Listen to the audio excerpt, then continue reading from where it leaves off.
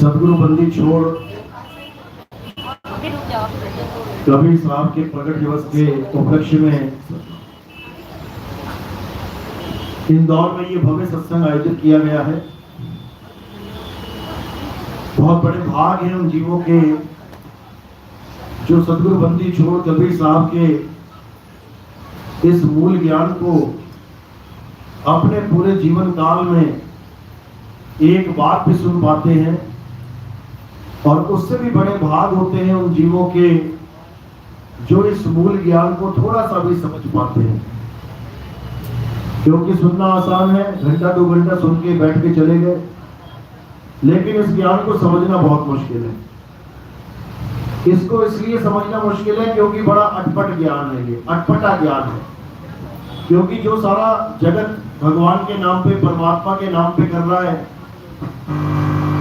इसमें ऐसा कुछ भी नहीं है। ये बिल्कुल अटपट ज्ञान है। इसीलिए कहते हैं कि अटपट ज्ञान कबीर का झटपट लखा न जाए, और जो इसको झटपट लखे तो सब खटपट मिट जाए।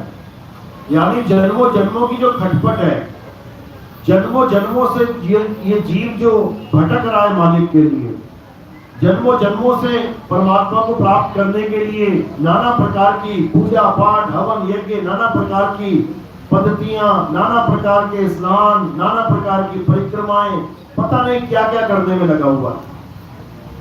लक्ष्य एक ही है, परमात्मा को पाना। चाहे कोई हिंदू हो, चाहे मुस्लिम, चाहे सिख, चाहे ईसाई, पूजा सब परमात्मा को पाने के लिए ही कर रहे हैं। लेकिन ये मनमाना आचरण है, अपने मन के हिसाब से लगे पड़े।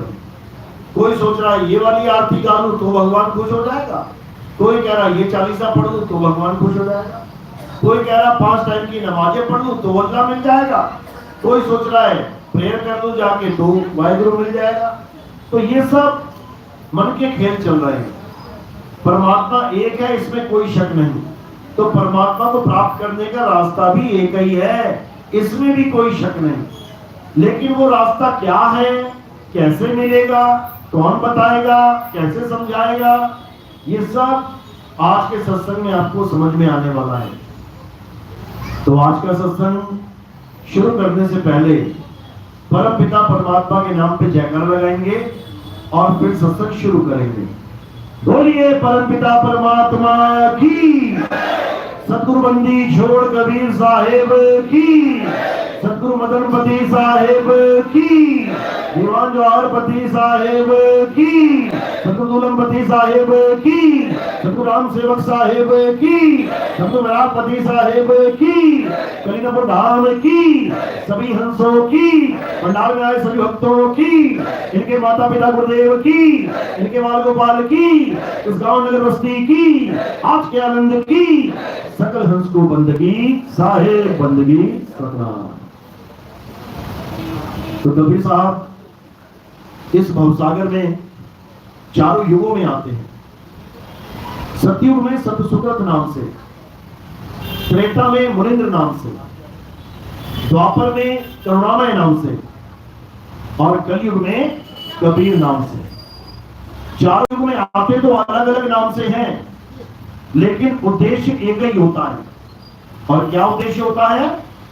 इस जीव को भवसागर से पार करने का रास्ता बताना, जिसे संतों की भाषा में नाम दीक्षा कहते हैं। कबीर साहब क्या करने आते हैं? इस जीव को नाम लखाने आते हैं, नाम दीक्षा देने आते हैं। उससे क्या होगा? उससे ये भवसागर पार कर जाएगा। नाम तो भगवान के, परमात्मा के, कबीर साहब के आने से पहले भी प्रचलित थे। जब कबीर साहब आए उससे पहले भी लोग कुछ ना कुछ नाम जप रहे थे, तो कबीर साहब को आने की क्या जरूरत पड़ गई?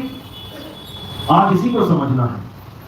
अगर ये बात समझ में आ गई तो तुम्हें कबीर साहब के यथार्थ मूल ज्ञान का तुम्हें समझ आ जाएगा कि आखिर वो मूल ज्ञान क्या है।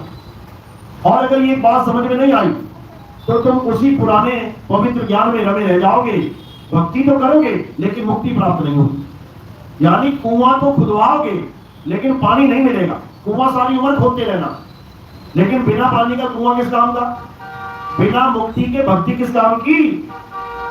बस इसी को समझना है।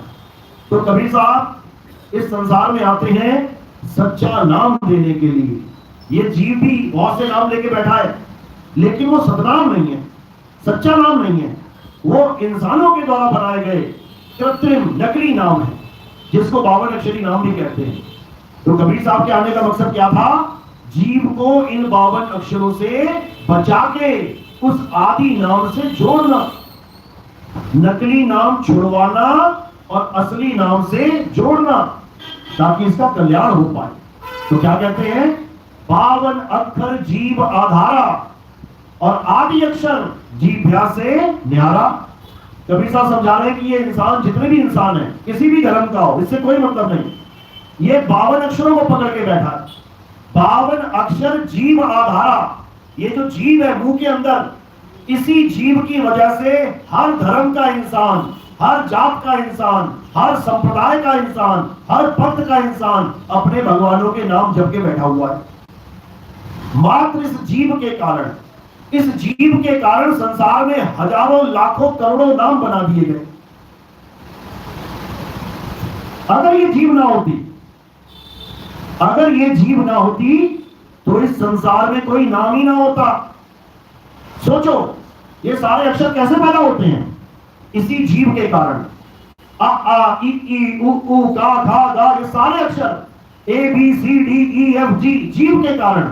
उड़ा एड़ा ईड़ी हा हा ससा कक्का अलिफ बे ते पे, सारे अक्षर जीव के कारण पैदा होते हैं। अगर इंसान की जीभ हटा दी जाए, अगर इंसान के पास केवल ये जुबान ना हो, तो एक भी भगवान का नाम नहीं जप सकता। इस दुनिया में नाम आएगा ही नहीं। जैसे बाकी जीव आते हैं, हाथी घोड़ा कुत्ता बिल्ली बकरा, पूरा जीवन जी के चले जाते हैं, खाते हैं पीते हैं, बच्चे पैदा करते हैं, मर जाते हैं। ऐसे ही ये इंसान भी आएगा, खाएगा, जिएगा, बच्चे पैदा करेगा, मर जाएगा, लेकिन ना तो अपना नाम रख सकता है, ना अपने बच्चों का नाम रख सकता है, और ना ही किसी भगवान का, किसी देश का, किसी ग्रह का, किसी जिले का या किसी प्रदेश का। ये सारे नाम कहां से आ रहे हैं? जीव से। इसीलिए कबीर साहब ने कहा 52 अक्षर जीव आधारा और आदि अक्षर जीभ्या से न्यारा। जो परमात्मा का आदि अक्षर यानी सच्चा नाम है, वो इस जीव से परे का ज्ञान है।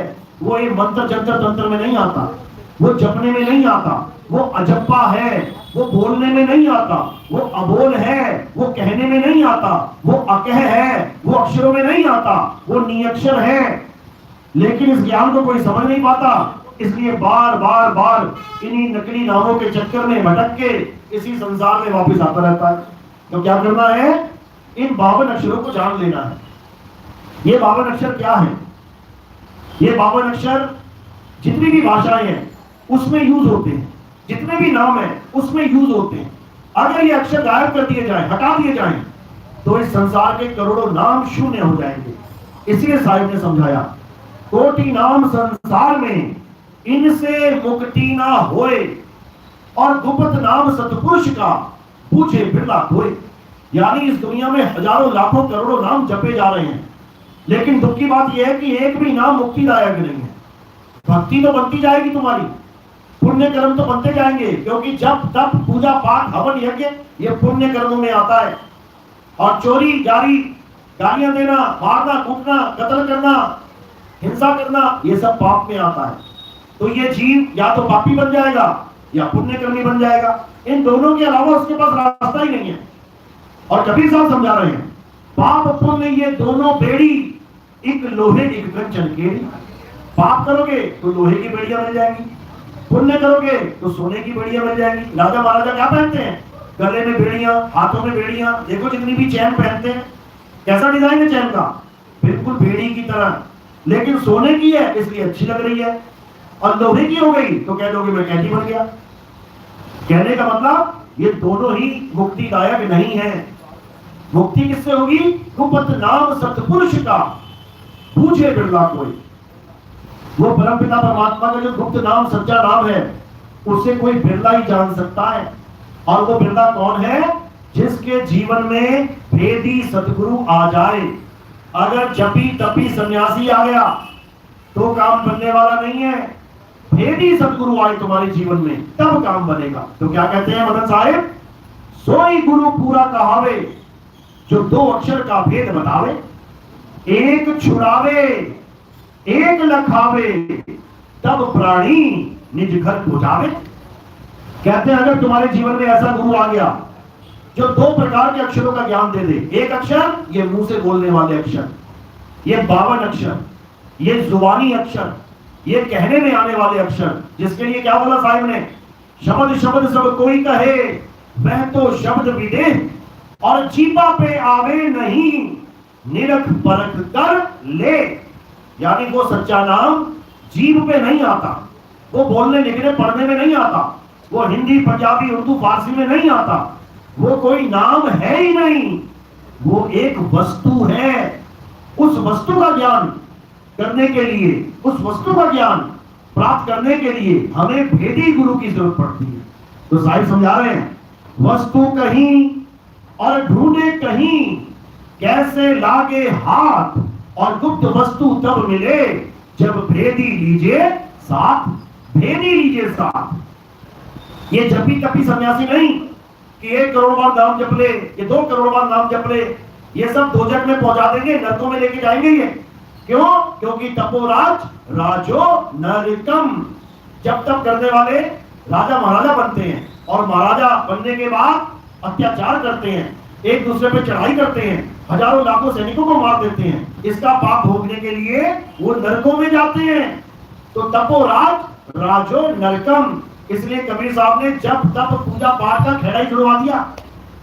क्या कहते हैं, वो तो कहां ढूंढे रे बंदे, मैं तो तेरे पास में, ना मैं जप में, ना मैं तप में, और ना एकांत निवास में, ना मैं मंदिर में, ना मस्जिद में, ना काबे कैलाश में।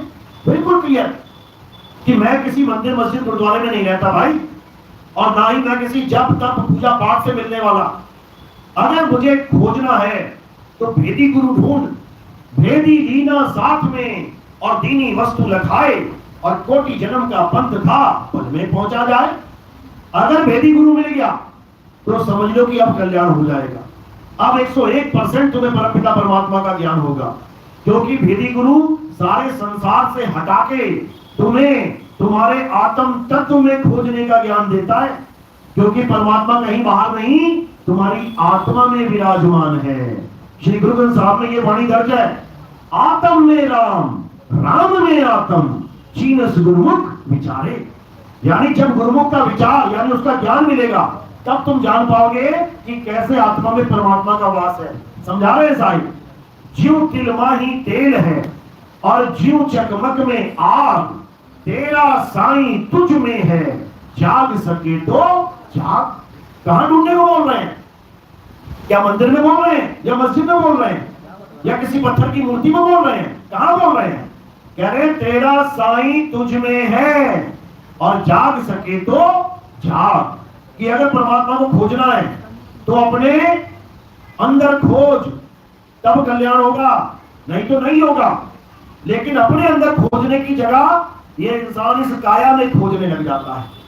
वाणी कह रही है तेरा साईं तुझ में है, और इंसान समझ रहा है, ये अज्ञानी जीव समझ रहा है कि मेरा साईं मेरी काया में है। बस यहीं पे धोखा हो जाता है। जो गुरु लोग कहते हैं कि परमात्मा तुम्हारी काया में, तुम्हारे शरीर में विराजमान है, वो कबीर साहब की वाणी को समझ ही नहीं पाते। कबीर साहब ने ये कभी नहीं कहा कि परमात्मा तेरे शरीर में रहता है, कभी नहीं कहा। अरे शरीर तो जेल है, ये 5, 25, 3 का पिंजड़ा, और वहां में तुमको राखे हो, हमको राखे हो नहीं। ये जीव इस 5 तत्व 25 प्रकृति 3 गुण की जेल में फंसा पड़ा है। इस जेल में जीव रहता है, परमात्मा नहीं। लेकिन वाणी को ना समझ के और उस आत्म तत्व का भेद ना होने के कारण ये जितने गुरु बैठे हुए हैं, ये सब तुम्हें आंखें बंद करके तुम्हारे शरीर के अंदर ध्यान लगाने की बात कर देते हैं। और ये ना समझ जीव बेचारा आंखें बंद करके कबूतर की तरह, कबूतर आंखें बंद कर देता है जब बिल्ली आती है, तो वो सोचता है कि आंखें बंद हो गई, अंधेरा हो गया, अब बिल्ली मुझे नहीं देख पाएगी। अरे तेरी आंखें बंद है, बिल्ली की थोड़ी नहीं है। इसी प्रकार ये जीव क्या करता है, आंखें बंद करके अंधेरे में परमात्मा को खोजने लग जाता है। अब वहां पर कौन मिल जाता है? परमात्मा की जगह कौन मिल जाता है? मन, एक ज्योत जग जाती है यहाँ पे, जिसके लिए बाबा नानक कह रहे हैं मन तू ज्योत स्वरूप है। परमात्मा ज्योत स्वरूपी नहीं है। कबीर साहब कहते हैं मन ही स्वरूपी ज्योत निरंजन, यही सबको भरमाने में लगा हुआ है। तो अंधेरे में जैसी प्रकाश दिखाई देता है, अब इस जीव को परमात्मा का ज्ञान तो होता नहीं, ये उसी को परमात्मा मान के बैठ जाता है और सारा जीवन इसी ज्योत निरंजन के चक्कर में बर्बाद कर देता है। तो साहिब यही समझा रहे हैं कि संतो निरंजन जाल पसारा। ये इसका जाल कहां है? ये खोपड़ी इसका जाल है, इसमें सबको अटका रखा है। इसने इस खोपड़ी को पार नहीं करने देता। ये इसके अंदर जाते ही दिमाग देखा ना कैसे डिजाइन होता है, ये गोल गोल गोल गोल। कभी दिमाग की फोटो देखना, ये पूरा षड्यंत्र, पूरा चक्रव्यूह रचा हुआ है इसने। एक बार जो अंदर घुस गया वो कभी पार नहीं हो सकता, वो इसी चक्रव्यूह में उलझा रह जाएगा। इसलिए कबीर साहब कभी अंदर जाने की बात ही नहीं करते। क्या कहते हैं? कहते आंख न मूंदो, कान न रूंदो, अरे तनिक कष्ट मत धारो, खुले नयन पहचानो हंस हंस, सुंदर रूप निहारो। कहते हैं आंख बंद करने की जरूरत नहीं है। कोई बाबा ये कहता है कि बेटा आंख बंद करके 2 घंटा 3 घंटा 4 घंटा नाम जप, तो समझ जाना कि वो परमात्मा का दूत नहीं है। वो काल का ही दूत है, वो परमात्मा का हंस नहीं है। वो काल का ही भेजा हुआ षड्यंत्रकारी दूत है, वो सबको उलझाने के लिए आया है। लेकिन कबीर साहब खुद अपनी वाणी में कहते हैं कि इस काल भगवान ने नाना प्रकार के जाल बिछा रखे हैं, 12 पंथ चला रखे हैं मेरा नाम लेके। आज जितने कबीर पंथ आप देख रहे हो, ये सब कहने को कबीर पंथ है, लेकिन सब के सब वो काम करवा रहे हैं जो कबीर साहब ने मना किए थे। देखो काशी में कितना बड़ा मंदिर बना दिया, और कबीर साहब क्या कह रहे हैं? ना मंदिर में ना मस्जिद में, देखो बड़ी सी मूर्ति रखवा दी वहां पे। कबीर साहब कह रहे हैं पाथर पूजे हरि मिले तो मैं पूजूं पहाड़। कबीर साहब नाम जाप को मना करते हैं, ना मैं जप में ना मैं तप में, लेकिन ये सारे कबीरपंथी अपने चेलों को नाम जाप देके सारा जीवन बर्बाद कर देते हैं। ये कबीर साहब के बिल्कुल उल्टा काम चल रहा है। किसी को बुरा लग रहा है तो कोई बात नहीं, लेकिन जो सच है उसको सुनना सीखो। आज बुरा लग रहा है, लेकिन धीरे धीरे जब सत्य को जानना शुरू करोगे तब समझ में आ जाएगा कि कबीर साहब बिल्कुल सही बोलते थे। ये हम लोगों ने अपना मनमुखी ज्ञान चला दिया। भवन बनाने को मना नहीं है, बनाओ। ये भवन ना बना होता तो कहां शक्कर बैठती, लेकिन कहो कि भवन में कबीर साहब को बांध के रख लोगे मूर्ति के रूप में, तो नहीं। इसलिए कबीर साहब ने आत्मा की बात करी कि परमात्मा कहां विराजमान है? तेरा साईं तुझ में है, जाग सके तो जाग। बस इतना ही करना है। अब जागना है और अपनी आत्मा का ज्ञान प्राप्त करना है। उसी आत्मा में परमात्मा का वास है। कहते कस्तूरी कुंडल बसे और मृग ढूंढे वनमाही, ऐसे रमता राम है ये दुनिया जाने नहीं। रमता राम, दुनिया भगवान राम को पूज रही है, लेकिन कबीर साहब रमता राम की बात कर रहे हैं। भगवान राम को केवल हिंदू धर्म वाले पूजेंगे, मुसलमान पूजा नहीं करेगा, सिख पूजा नहीं करेगा, ईसाई पूजा नहीं करेगा, कबीर पंथी पूजा नहीं करेंगे, नानक साहब के पंथी, रविदास पंथी, दादू पंथी, कोई राम जी की पूजा नहीं, केवल हिंदू धर्म वाले करेंगे। लेकिन जो कबीर साहब का रमता राम है वो सबको चला रहा है, उसके बिना किसी का पत्ता भी नहीं हिल सकता। ये 5 तत्व ही वो पत्ता है।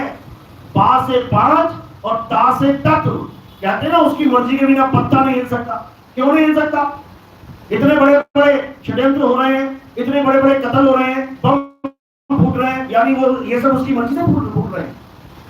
वही चाहता है कि बम फूटते रहे, बढ़ते रहे सब लोग। ये 5 तत्वों की बात चल रही है, यानी ये 5 तत्व बिना उसके हिल नहीं सकते। ये देखो हिल रहा है उसी की मर्जी से, यानी उसकी ताकत से। अगर वो शरीर को छोड़ दे तो एक भी तत्व हिलेगा नहीं, सब खेल खत्म हो जाएगा। तो इसी को समझना है, उस आत्म तत्व को जानना है जिसकी वजह से हिंदू भी चल रहा है, मुसलमान भी चल रहा है, सिख भी चल रहा है, ईसाई भी चल रहा है, जैनी भी चल रहा है, बुद्धिस्ट भी चल रहा है, भगवान को मानने वाला आस्तिक भी चल रहा है, भगवान को ना मानने वाला नास्तिक भी चल रहा है। किसकी वजह से? इसी आत्म तत्व की वजह से। तो क्या करना है? इसी आत्म तत्व का ज्ञान प्राप्त करना है। मंत्रों का तो बहुत ज्ञान प्राप्त कर दिया, सारा जीवन बीत गया, पूजा पाठ में सारा जीवन बीत गया, तत्वों की पूजा करने में सारा जीवन बीत गया। अब आत्म तत्व को जानना है। इसीलिए साहब ने कहा, जब लग ना छीनोगे आत्म, तब लग ना मिली है परमात्म। जब तक आत्म तत्व को नहीं जाना, तब तक परमात्मा को नहीं जान सकते। आत्म चीने तो परमात्म चीने। संत कहावे सोए, और यह भेद काया से न्यारा, बूझे बिरला कोई। कहते इस काया से न्यारा, यानी आत्म तत्व को जानने में इस काया का कोई रोल ही नहीं है। कारण क्या है? कारण यह है कि ये 5 तत्वों की काया असत्य है और आत्मा सत्य है। सत्य को जानने के लिए असत्य की जरूरत नहीं पड़ेगी, सत्य के साथ सीधे कनेक्शन जोड़ देना है। कई लोग कहते हैं नहीं, मंत्र तो जपने पड़ेंगे तब परमात्मा मिलेगा। ऐसा बिल्कुल नहीं है। नाम है जप में, नाम है तप में। मंत्रों को जप के परमात्मा नहीं मिलेगा, बल्कि मंत्रों को छोड़ने पे परमात्मा मिलेगा। लेकिन इस भेद को कोई समझ नहीं पाता, तो जैसे दुनिया चल रही है चलते चले जाते हैं। तो ये केवल कबीर साहब का ज्ञान नहीं है। आत्मा के बारे में गीता में भी बता रखा है। क्या कहते हैं? हे अर्जुन, इस दुनिया में 2 प्रकार के तत्व हैं, एक असत्य और एक सत्य। असत्य क्या है? ये पंच भौतिक तत्व असत्य हैं। ये पूरा संसार जो तुम्हें दिखाई दे रहा है, ये सब असत्य है। ये हवा, ये पानी, ये अग्नि, ये धरती, ये आकाश, ये सब असत्य है। ये जितनी बिल्डिंगें तुम्हें दिखाई दे रही है सब असत्य है। ये जितनी काया तुम्हें दिख रही है सब कुछ असत्य है। तो सत्य क्या है? हे अर्जुन, सत्य केवल और केवल आत्मा है। आत्मा के अलावा सब असत्य है। क्यों?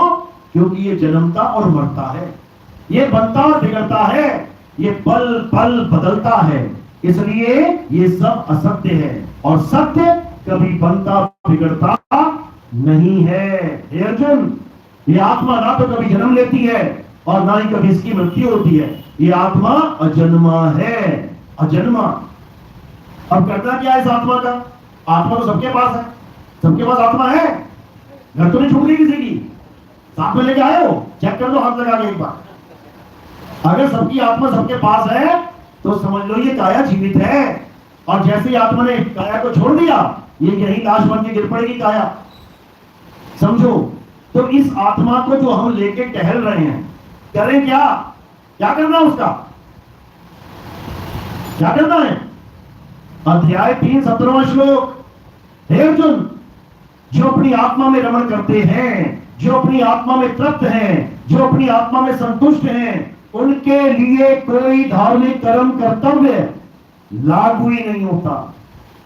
लागू ही नहीं होता। क्या होता है धार्मिक कर्म कर्तव्य? हिंदू का क्या धर्म है?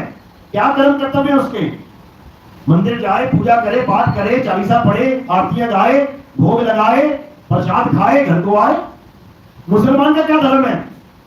मस्जिद जाए, कुरान पढ़े, नमाज पढ़े, कलमा पढ़े, रोजे रखे, घर को वापस आए। ईसाई का क्या कर्म है? ईसाई का कर्म है कि चर्च में जाए, बाइबल पढ़े, ईसा मसीह की पूजा करे, घर को वापस आए। सिख भाई का क्या धर्म है? गुरुद्वारे जाए, गुरु ग्रंथ साहब को पढ़े, नाम जपे, लंगर में सेवा करे, ये धर्म है। ये सब धार्मिक कर्म कर्तव्य हैं। अगर तुम ये भी नहीं करोगे तो धार्मिक नहीं कहलाओगे। याद रखना, ये सब पवित्र ज्ञान में आता है। 2 प्रकार का ज्ञान बताया गया। एक पवित्र ज्ञान जिसमें हर प्रकार की धार्मिक कर्म कर्तव्य शामिल है, हर प्रकार का। और एक मूल ज्ञान जिसको आत्मज्ञान कहते हैं, जो प्राप्त होने पर या जिसको प्राप्त करने के मार्ग पर चल के तुम्हें किसी भी प्रकार का धार्मिक कर्म कर्तव्य करने की जरूरत नहीं पड़ती। गीता में भी दोनों प्रकार के ज्ञान, यानी पवित्र ज्ञान और मूल ज्ञान का संदेशा दिया हुआ है, लेकिन किसी के समझ में ही नहीं आता। अध्याय 3, 11, 12, 13, 14, 15, 16 ये 6 श्लोक पढ़ लेना घर जाके तसल्ली से। इसमें सारा पवित्र ज्ञान बता रखा है, जिसके आधार पे हिंदू धर्म खड़ा हुआ है। क्या लिखा उसमें? देवी देवताओं की पूजा करने के लिए हवन करो, यज्ञ करो, पूजा करो, पाठ करो, उनको प्रसन्न करो, वो प्रसन्न होंगे तो तुम्हें आशीर्वाद देंगे, तुम्हारा जीवन सफल होगा, मतलब आरामदायक हो जाएगा। उसके बाद बचा हुआ अन्न प्रसाद के रूप में ग्रहण करो। जो ये नहीं करता है वो पापी है। इतना तो लिखा है। ये 16 तक खत्म हो गया, अध्याय 3 16वां श्लोक यहां खत्म हो गया। अब 17वां जब शुरू हुआ तो वहां पे लिखा है बिल्कुल शुरू में किंतु। अब किंतु का क्या मतलब होता है? किंतु का मतलब होता है लेकिन। अब लेकिन अगर कोई बोलते समझ जाना मामला गड़बड़ है, तो वो कहो भाई जल्दी आ जा, झगड़ा हो गया यहाँ पे, तेरी जरूरत है। अब सामने वाला कह रहा है अरे तेरे लिए तो जान हाजिर है, लेकिन, और जैसे ही लेकिन बोला अब समझ लेना भैया मामला गड़बड़ है। लेकिन यार मैं आ नहीं सकता। लेकिन का मतलब है बाजी पलट जाना, बाजी पलट जाएगी। लड़के ने लड़की को देखा, लड़की ने लड़कों को देखा, शादी पक्की हो गई। लेकिन उसके बाद क्या कह रहे हैं कि शादी तो बहुत अच्छी होगी, बहुत अच्छी है, सब कुछ बढ़िया है, लेकिन समझ लो कुछ गड़बड़ होने वाली है। यानी जहां लेकिन आ गई समझ लो खेल खत्म। इसी प्रकार अध्याय 3 11 से 16 तक तो खूब धार्मिक कर्म करते हुए बताए गए, खूब करो खूब करो। लेकिन किंतु जो अपनी आत्मा में रमण करते हैं, जो अपनी आत्मा में तृप्त हैं, जो अपनी आत्मा में संतुष्ट हैं, उनके लिए कोई धार्मिक कर्म कर्तव्य लागू ही नहीं होता। यानी उसे सारी उम्र किसी मंदिर जाने की जरूरत नहीं, उसे सारी उम्र किसी मस्जिद जाने की जरूरत नहीं, उसे सारी उम्र किसी चर्च किसी गुरुद्वारा जाने की जरूरत नहीं, उसे सारी उम्र कोई नाम जपने की जरूरत नहीं, उसे सारी उम्र कोई पूजा पाठ हवन यज्ञ कुछ करने की जरूरत नहीं। बिल्कुल कोरा कागज हो जाएगा और केवल एक ही काम रह जाएगा, अपनी आत्मा में रमण कैसे करें। यही कबीर साहब समझा रहे हैं। कह रहे हैं जाप मरे अजपा मरे अनहद भी मर जाए और सूरत समाये शब्द में हवा को काल ना खाए। किसको कह रहे हैं? इस सुरता को कह रहे हैं जो भटक रही है। कह रहे हैं अगर ये सूरत समा जाए किसमें? शब्द स्वरूप में, तेरे सत्य स्वरूप में, तेरे अचल आत्म स्वरूप में, वाह को काल न खाए, उसका कोई कुछ नहीं बिगाड़ सकता। वो सदा सदा के लिए मुक्त हो जाती है, वो सदा सदा के लिए अपने घर पहुंच जाती है। उसे कोई जन्म मरण में लाने वाला पैदा ही नहीं हो सकता। लेकिन ये कब होगा? जब तुम्हारे जीवन में कोई तत्वदर्शी संत आएगा। जब भी तभी सन्यासी नहीं कि बेटा ये पकड़ ले माला, इतने नाम जप ले, पूरा दिन नाम ही जपता रहे। वो काम कौन करेगा फिर घर में बैठ के? दुकान कौन जाएगा?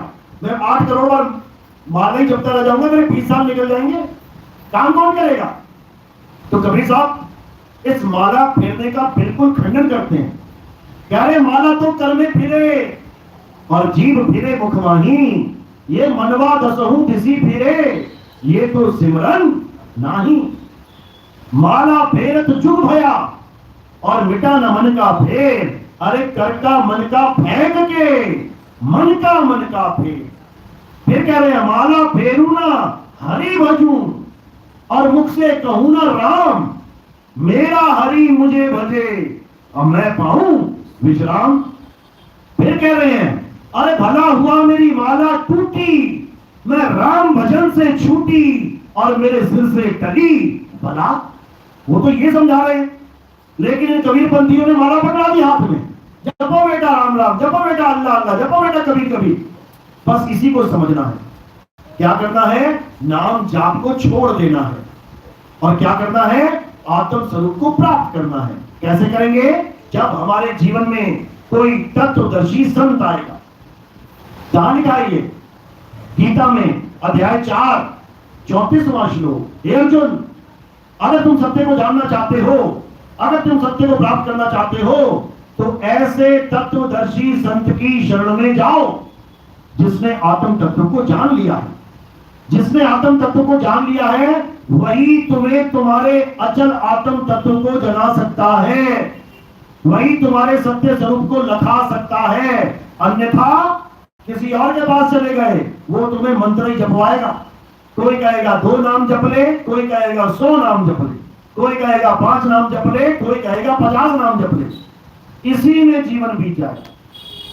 तो कबीर साहब बार बार यही समझा रहे हैं कि नाम जाप छोड़ो और सूरत को शब्द से जोड़ो, तब होगा कल्याण। नहीं तो 84 में होगा घमासान, क्योंकि ये आखिरी जन्म है इंसान, इसके बाद दोबारा नहीं मिलेगा, फिर वापस 84 में जाना पड़ेगा। तो कह रहे हैं 184